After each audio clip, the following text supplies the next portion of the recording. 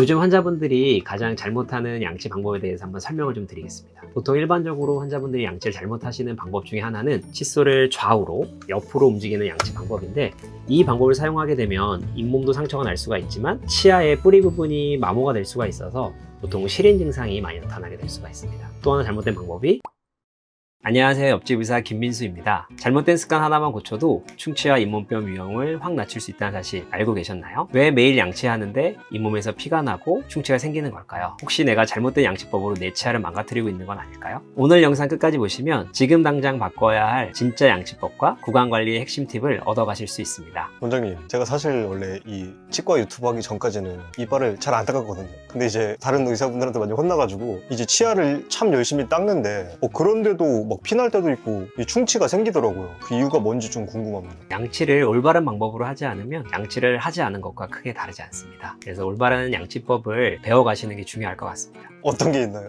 그래서 양치하는 방법은 좌우로 세게 문지른다고 양치가 되는 게 아니고요. 치아와 치아 틈을 구석구석 꼼꼼히 닦아준다라는 느낌으로 양치를 해주시는 게 중요하고요. 보통은 치약을 중요하다고 생각하시는 분들이 있는데 치약보다는 칫솔이 더 중요하고요. 그 다음에 칫솔보다는 올바른 양치 방법이 더 중요해서 올바른 양치법으로 양치를 하게 되면 잇몸 질환도 예방할 수가 있고 충치도 충분히 예방할 수 있습니다. 원장님, 그러면 제일 중요한 게 이제 올바른 칫솔질인데 저희 예전에 그런 얘기 많이 들었거든요. 밥 먹고 나서 3분 안에 닦아야 되고 3분 동안 닦아야 되고 하루에 3-4번 닦아야 된다. 근데 이게 또 좀 요즘은 틀리다는 말도 많이 들리더라고요. 맞습니다. 요즘은 333 법칙이 맞다라고 생각하진 않습니다. 하루에 3번 닦는 거는 부족하고요. 하루에 4번 닦는 게 맞아요. 그래서 하루에 아침 먹고 1번, 점심 먹고 1번, 저녁 먹고 1번, 자기 전에 1번, 이렇게 4번 정도는 닦아주셔야 완벽하게 관리가 된다라고 할 수가 있고요. 그 다음에 3분이라는 시간은 꼭 지키는 게 중요할 수도 있지만 사실은 시간보다는 양치를 어떻게 잘하는지가 더 중요하기 때문에 2분을 닦더라도 꼼꼼하게 잘 닦아주기만 한다고 하면 꼭 3분이라는 시간을 다 채울 필요는 없다고 생각을 합니다. 그래서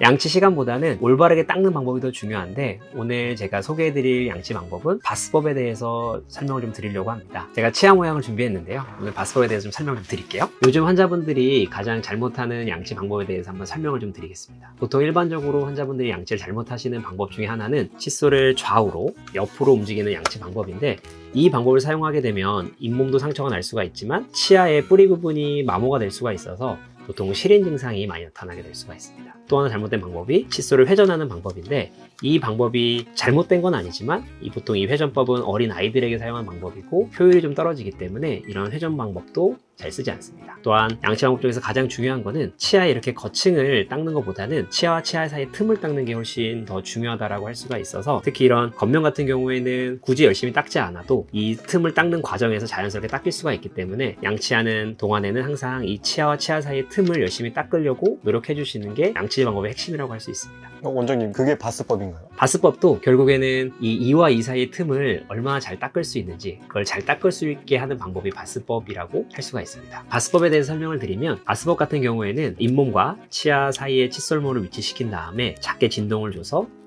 잇몸과 치아 틈으로 칫솔모를 밀어 넣고요. 그 다음 진동을 준 다음에 밑으로 쓸어내리는 양치 방법입니다. 이렇게 양치를 하는 핵심은 결국엔 이와 이 사이에 칫솔모가 깊숙이 들어가서 그 안을 닦아주는 그런 양치 방법이기 때문에 바스법을 어렵게 생각하실 필요가 없이 이와 이 사이에 자연스럽게 칫솔모가 깊숙이 들어가서 밑으로 쓸어내리는 양치를 한다라고 보시면 될 것 같고요. 치아의 거층은 굳이 열심히 닦으실 필요가 없이 이 바스법 치아와 치아 사이의 틈을 닦다 보면 자연스럽게 양치가 되기 때문에 바스법은 이렇게 양치를 하시는 방법을 말씀을 드립니다. 원장님도 그럼 바스법으로 닦고 계신가요? 물론이죠. 저도 바스법으로 양치를 하고 있는데 사실 3분이라는 시간이 너무 길어서 3분을 다 하진 않고요. 보통은 2분 정도를 양치하지만 저 같은 경우에는 치석이 거의 생기지가 않아요. 왜냐면 그 짧은 시간이지만 항상 중요한 자리, 꼭 양치해야 되는 자리를 양치를 하기 때문에 치석이 잘 안 생기더라고요. 원장님, 근데 보니까 치석이 입 안쪽에 더 잘 쌓이는 것 같더라고요. 이것도 그냥 바스법으로 해서 똑같이 하면 되는 건가요? 바스법으로 하시면 되는데, 입 안쪽은 양치가 굉장히 까다로운 자리이기 때문에 바스법처럼 칫솔모가 옆으로 들어가서 양치를 하기는 쉽지가 않습니다. 그래서 입 안쪽을 양치하는 경우에는 칫솔을 세워서 이 안쪽을 이렇게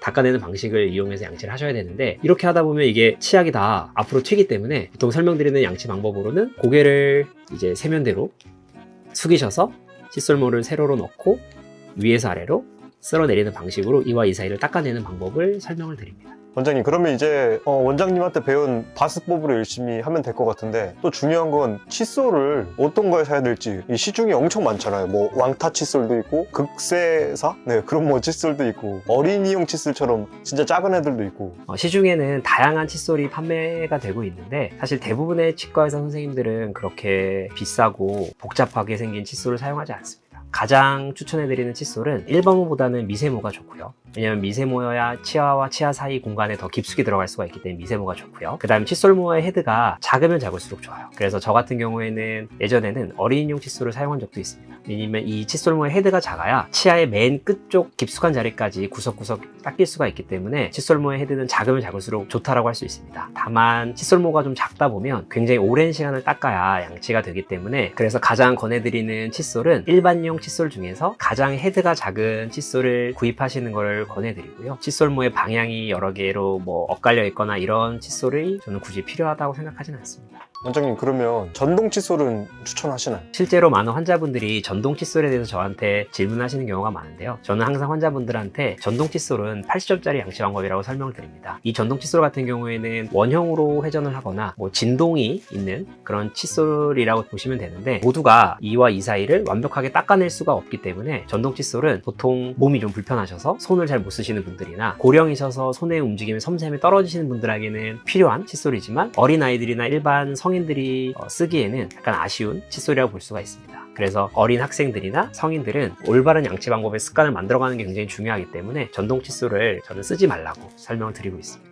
원장님, 또 제가 많이 들은 얘기 중에 사실 칫솔질만으로 입안에 낀 플라그를 다 제거할 수 없다고 들었거든요. 그래서 이 치실이랑 치간 칫솔을 꼭 사용하라 하는데 진짜 맞나요, 이게? 절반은 맞고 절반은 틀린 얘기라고 할 수 있습니다. 치실이나 치간 칫솔은 모든 치아에 사용하는 게 아니고요. 음식물이 잘 끼는 자리에만 사용하는 것을 권해드립니다. 양치만으로는 음식물 제거가 잘 안 되는 자리가 있는데, 그런 자리에는 치실이나 치간 칫솔을 사용해서 제거를 해주시는 게 필요하고요. 치실 같은 경우에는 특히 과도하게 사용하는 경우에는 치실이 점점 그 자리에 헐겁게 들어가는 경우가 많고, 그럼 점점 더 많은 음식물이 낄 수가 있기 때문에 습관적으로 치실을 쓰시는 분들은 오히려 그 자리가 나중에 벌어지게 돼서 음식물이 더 많이 끼는 악순환이 되는 경우가 많습니다. 그래서 치실은 필요한 자리만 가급적이면 간단하게 사용해 주시는 게 좋습니다. 치간 칫솔도 마찬가지로 치간 칫솔 너무 과도하게 사용하는 경우에 결국 그 치아와 치아 사이 공간이 넓어지는 경우가 있어서 치간 칫솔도 잇몸에 자극이 가지 않는 가장 작은 크기의 치간 칫솔을 사용하시는 것을 권해드립니다. 원장님, 근데 치실이 그게 말 그대로 실로 돼 있잖아요. 근데 이걸로도 치아가 넓어지나요? 치아는 미세하게 이동을 할 수가 있어요. 왜냐면 치아는 우리가 교정을 통해서 이동을 시킬 수가 있기 때문에 이 치실을 과도하게 사용을 하다 보면 치아가 조금씩 뒤로 물러갈 수가 있어서 치실이 점점 쉽게 들어가는 경향이 생기기 때문에 치실을 자주 사용하면 치아는 뒤나 앞으로 밀려갈 수가 있어요. 그러면 결국에는 치실이 점점 헐겁게 들어가게 되고, 치실이 헐겁게 들어간다는 거는 우리가 먹는 야채나 고기가 치실이 들어가는 것처럼 쉽게 들어간다라고 보시면 됩니다. 원장님, 근데 이제 또 치아 잘 닦는데 입냄새가 유독 심한 사람들이 있더라고요. 구취의 원인은 크게는 두 가지로 나눌 수가 있는데, 구강내 원인과 위장관 질환이 원인인 경우가 있습니다. 근데 보통 대부분은 구강내 원인이 있는 경우가 많고요. 구강내 원인을 또 따로 보자면 결국에는 구강내의 세균들이 만들어내는 이런 가스들에 의해서 냄새가 나는 건데, 보통 사람들마다 구강내 세균의 구성이 굉장히 차이가 많이 납니다.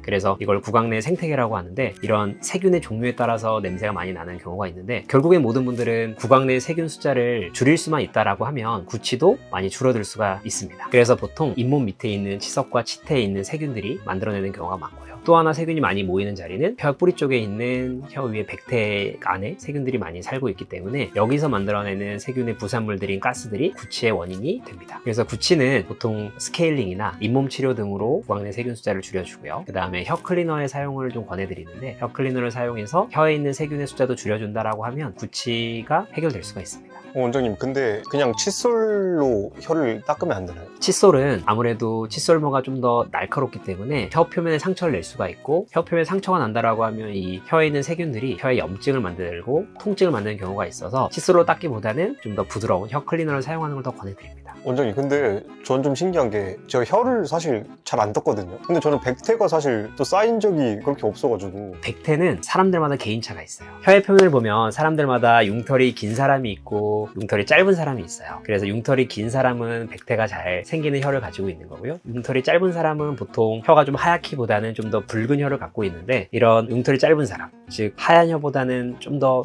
붉은 빛을 띠는 혀를 가진 분들이 백태에 의해서 구취가 나는 게 좀 덜하다라고 보시면 되는데, 이건 사실 타고난 거기 때문에 이거를 바꿀 수는 없습니다. 원장님, 연령대에 따라 칫솔질을 하는 방법이나 뭐 구강 관리하는 게 조금 다르다고 들었는데 맞나요? 네, 맞습니다. 일단은 어린이들 같은 경우에는 아까 제가 말씀드린 바스법보다는 회전법을 더 많이 권해드리는데, 왜냐면 어린아이들은 기본적으로 이와 이 사이가 넓고 치아가 좀 짧기 때문에 바스법을 할 만한 치아의 길이가 되지 않고, 오히려 회전법을 통해서 이 치아의 전체 둘레를 닦아주는 게 좋고, 또 아이들은 아직 손 움직임이 어색하기 때문에 회전법이라고 하는 방식이 좀 더 아이들에게 편하게 양치를 습관화시킬 수가 있어서 회전법이라는 방법을 더 권해드리고요. 그래서 아이들은 양치 방법도 중요하지만 양치라는 습관을 만들어가는 게 가장 중요하다라고 말씀드리고 싶습니다. 그리고 일반 성인들 같은 경우는 아까 제가 말씀드렸던 그런 바스법을 이용해서 치아와 치아 사이를 닦아주는, 그게 가장 중요하고요. 그 다음에 상황에 맞게 아까 제가 설명드렸던 그런 구강 보조용품들, 치실, 치간 칫솔, 혀 클리너 등을 사용하시는 게 좋습니다. 임플란트 환자분들 같은 경우에는 치아의 겉을 닦는 것보다는 치아와 치아 사이, 치아와 잇몸 틈, 그런 틈새를 닦는 게 더 중요하다고 할 수가 있습니다. 그래서 보통 칫솔질만으로는 좀 부족한 경우가 많고요. 그런 경우에는 구강세정기 같이 물 쏘는 기구를 이용해서 보철물과 보철물 틈을 물을 싸서 음식물 찌꺼기를 떨어뜨리는 그런 구강 보조용품을 많이 권해드립니다.